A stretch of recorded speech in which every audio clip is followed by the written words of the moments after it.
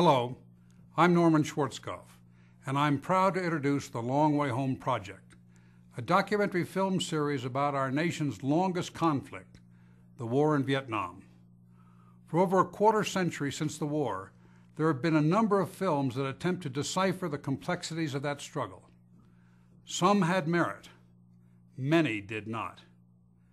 Now the Long Way Home Project will give all viewers a powerful new perspective on the events that shaped that war and the men who fought it.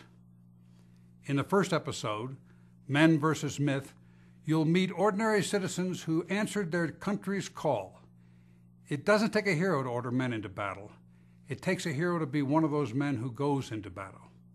The 60s have been labeled as a time of protest in our nation, yet over 2 million brave Americans answered their draft call, and over 8 million more volunteered, men and women who decided that freedom was worth fighting for and worth dying for. You and I, every one of us, are walking, talking repositories of values that express our ideas about the world, about right and wrong, and about the very nature of our existence.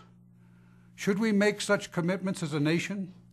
And having made them, is it every citizen's duty to honor them?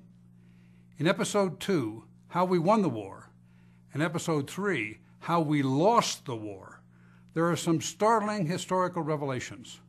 Lessons that were learned in Vietnam are worth learning, and they should inspire future generations to service and vigilance. From the time I was 12 years old until I retired, the Army was my life.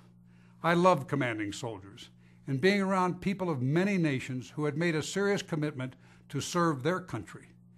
In Episode 4, The New Diaspora, you will meet the South Vietnamese, brave, heroic people who fought for their freedom and their homeland. The stories of their struggles, followed by their escapes to freedom at incredible risk, remind us that being free is a precious birthright.